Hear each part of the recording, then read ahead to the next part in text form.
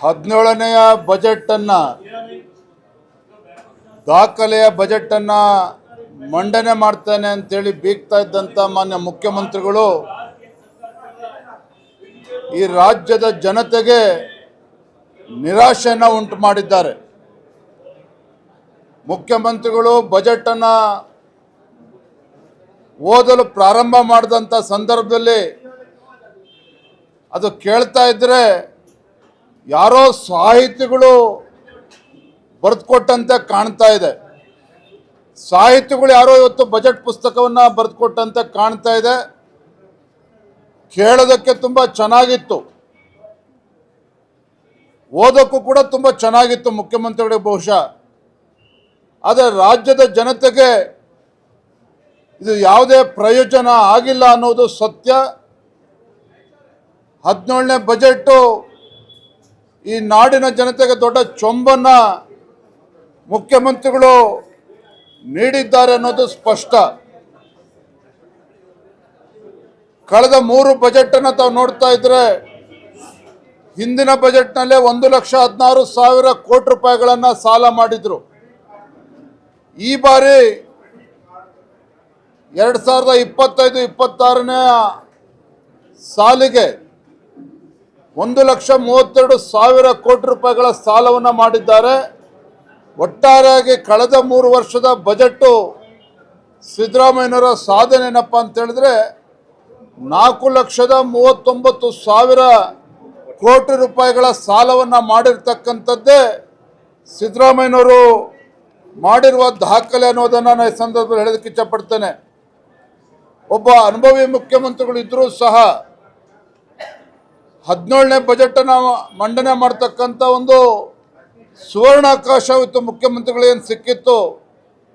ನೀರಿನಲ್ಲಿ ಹೋಮ ಮಾಡುವಂಥ ಕೆಲಸವನ್ನು ಸಿದ್ದರಾಮಯ್ಯನವರು ಮುಖ್ಯಮಂತ್ರಿಗಳು ಮಾಡಿದ್ದಾರೆ.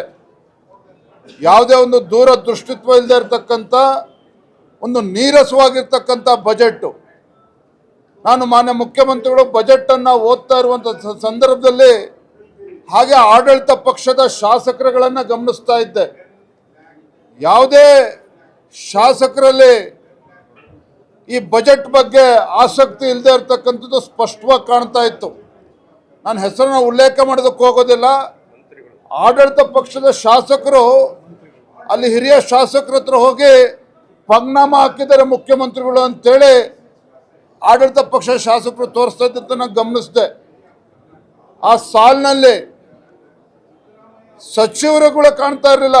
ಕೇವಲ 7-8 ಜನ ಸಚಿವರು ಕಾಣ್ತಾ ಇದ್ರೆ ವಿನಃ ಬೇರೆ ಯಾವುದೇ ಸಚಿವರಿಗೆ ಈ ಬಜೆಟಿನ ಬಗ್ಗೆ ಆಸಕ್ತಿ ಇರಲಿಲ್ಲ. ಆಡಳಿತ ಪಕ್ಷದ ಶಾಸಕರಿಗೂ ಕೂಡ ಈ ಬಜೆಟಿನ ಬಗ್ಗೆ ಆಸಕ್ತಿ ಇರಲಿಲ್ಲ. ನೋಡಿ, ಇವತ್ತು ಪ್ರಿಯಾರಿಟಿ ಸೆಕ್ಟರ್ ಅಂತ ಏನು ಕರಿತೇವೆ, ವಿಶೇಷವಾಗಿ ಶಿಕ್ಷಣ ಕ್ಷೇತ್ರಕ್ಕೆ ಕಳೆದ ಬಾರಿಗಿಂತಲೂ ಕೂಡ ಈ ಬಾರಿ ಕಡಿಮೆ ಮಾಡಿರುವಂಥದ್ದು. ಬಜೆಟ್ ಅಲೋಕೇಶನ್ ಏನು ಮಾಡಬೇಕಾಗಿತ್ತು, ಕಳೆದ ಬಜೆಟ್ನಲ್ಲಿ 12% ಕೊಟ್ಟಿದ್ರು ಎಜುಕೇಷನ್ಗೆ, ಈ ಬಾರಿ 10%ಗೆ ಇಳಿಸಿದ್ದಾರೆ. ಅಂದರೆ ಈ ರೀತಿ ಯಾವುದೇ ಒಂದು ಪ್ರಿಯಾರಿಟಿ ಸೆಕ್ಟರ್ಗೆ ಇವತ್ತು ಆದ್ಯತೆಯನ್ನು ನೀಡದೇ ಇರುವಂಥದ್ದು. ಕ್ಯಾಪಿಟಲ್ ಇನ್ವೆಸ್ಟ್ಮೆಂಟ್ ಅದಕ್ಕೂ ಕೂಡ ಇವತ್ತು ಆದ್ಯತೆ ನೀಡದೇ ಇರತಕ್ಕಂಥದ್ದು ಸ್ಪಷ್ಟವಾಗಿ ಗೊತ್ತಾಗ್ತಾ ಇದೆ. ಇವತ್ತು ಮುಖ್ಯಮಂತ್ರಿಗಳು ಇವತ್ತು ಶಬ್ದವನ್ನು ಮಾಡುವಂಥ ಪ್ರಯತ್ನ ಮಾಡಿದ್ದಾರೆ ವಿನಃ ಯಾವುದೇ ಒಂದು ನಮ್ಮ ರಾಜ್ಯದ ಒಂದು ಅಭಿವೃದ್ಧಿಯ ದೃಷ್ಟಿಯನ್ನು ಇಟ್ಕೊಂಡು ಬಜೆಟನ್ನು ಮಂಡನೆ ಮಾಡಿಲ್ಲ. ಈ ರೀತಿ ಒಂದು ಬಜೆಟನ್ನು ಮಂಡನೆ ಮಾಡ್ತಾರೆ ಅಂತೇಳಿ ನಾವು ಯಾರೂ ಕೂಡ ನಿರೀಕ್ಷೆ ಮಾಡಿರಲಿಲ್ಲ. ರೈತರ ಬಗ್ಗೆನೂ ಕೂಡ ಏನು ಕಾಳಜಿನ ತೋರಿಲ್ಲ ಮಾನ್ಯ ಮುಖ್ಯಮಂತ್ರಿಗಳು, ಹಣಕಾಸಿನ ಸಚಿವರು. ಯುವಕರಿಗೆ ಆದ್ಯತೆಯನ್ನು ನೀಡ್ತಾರೆ, ಉದ್ಯೋಗ ಅವಕಾಶಕ್ಕೆ ಒಂದು ಪೂರಕವಾಗಿರ್ತಕ್ಕಂಥ ಬಜೆಟನ್ನು ಕೊಡ್ತಾರೆ ಅಂತ ಅಂದ್ಕೊಂಡಿದ್ವಿ.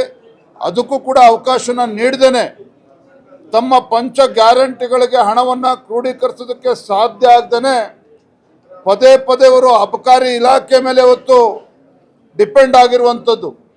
ಈ ಬಾರಿನೂ ಕೂಡ 45,000 ಕೋಟಿ ರೂಪಾಯಿಗಳ ನಿರೀಕ್ಷೆಯನ್ನು ಮಾನ್ಯ ಮುಖ್ಯಮಂತ್ರಿಗಳು ಅಬಕಾರಿ ಇಲಾಖೆಯಿಂದ ನಿರೀಕ್ಷೆ ಮಾಡ್ತಾ ಇದ್ದಾರೆ. ಹಾಗಂದ್ರೆ ಅರ್ಥ ಏನಪ್ಪ ಅಂತ ಹೇಳಿದ್ರೆ, ಮುಖ್ಯಮಂತ್ರಿಗಳು ಈ ರಾಜ್ಯವನ್ನು ಕುಡುಕರ ರಾಜ್ಯವನ್ನಾಗಿ ಮಾಡೋದಕ್ಕೆ ಹೊರಟಿರ್ತಕ್ಕಂಥದ್ದು ಈಗಾಗಲೇ ನಿರೂಪಿಸಿದ್ದಾರೆ.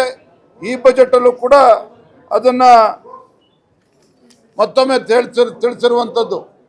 ಆರೋಗ್ಯ ಇಲಾಖೆ ಬಗ್ಗೆನೂ ಕೂಡ ಗಮನ ಕೊಟ್ಟಿಲ್ಲ, ನೀರಾವರಿ ಯೋಜನೆಗಳಿಗೆ ಇವತ್ತು ಗಮನವನ್ನು ಕೊಟ್ಟಿಲ್ಲ. ಇವತ್ತು ಉತ್ತರ ಕರ್ನಾಟಕದ ಅಭಿವೃದ್ಧಿಗೂ ಕೂಡ ಕಿಂಚಿತ್ತೂ ಕೂಡ ಕಾಳಜಿಯನ್ನು ತೋರಿಸಿಲ್ಲ. ಅಷ್ಟೇ ಅಲ್ಲ, ಮಾನ್ಯ ಮುಖ್ಯಮಂತ್ರಿಗಳೇ ಜನ್ಮ ಕೊಟ್ಟಿರ್ತಕ್ಕಂಥ ಮೈಸೂರು ಜಿಲ್ಲೆಗೂ ಕೂಡ ಯಾವುದೇ ಒಂದು ಕೊಡುಗೆಯನ್ನು ಕೊಟ್ಟಿಲ್ಲ. ಕರಾವಳಿ ಭಾಗವನ್ನು ಸಂಪೂರ್ಣ ನಿರ್ಲಕ್ಷಿಸಿದ್ದಾರೆ. ಕಾರಣ ಏನು? ಇವತ್ತು ಕರಾವಳಿ ಭಾಗ ಅಂತ ಹೇಳಿದ್ರೆ ಭಾರತೀಯ ಜನತಾ ಪಾರ್ಟಿಗೆ ಒಂದು ದೊಡ್ಡ ಶಕ್ತಿಯನ್ನು ಕೊಟ್ಟಿದೆ ಅನ್ನುವ ಒಂದೇ ಒಂದು ಕಾರಣಕ್ಕೆ ಕರಾವಳಿ ಭಾಗವನ್ನು ಉಲ್ಲೇಖವನ್ನು ಕೂಡ ಅವರು ಮಾಡಿಲ್ಲ. ಹಾಗಾಗಿ ಕರಾವಳಿ ಭಾಗ ಇರ್ಬೋದು, ಉತ್ತರ ಕರ್ನಾಟಕ ಇರ್ಬೋದು, ಮಧ್ಯ ಕರ್ನಾಟಕ ಇರ್ಬೋದು, ಹಳೆ ಮೈಸೂರು ಭಾಗ ಇರ್ಬೋದು, ಇಡೀ ಕರ್ನಾಟಕದ ಸಮಗ್ರ ಅಭಿವೃದ್ಧಿಯ ದೃಷ್ಟಿಕೋನ ಇಲ್ಲದೆ ಇರತಕ್ಕಂಥ ಒಂದು ಬಜೆಟ್ ಅನ್ನೋದನ್ನು ನಾನು ಈ ಸಂದರ್ಭದಲ್ಲಿ ಹೇಳೋದಕ್ಕೆ ಇಚ್ಛಪಡ್ತೇನೆ.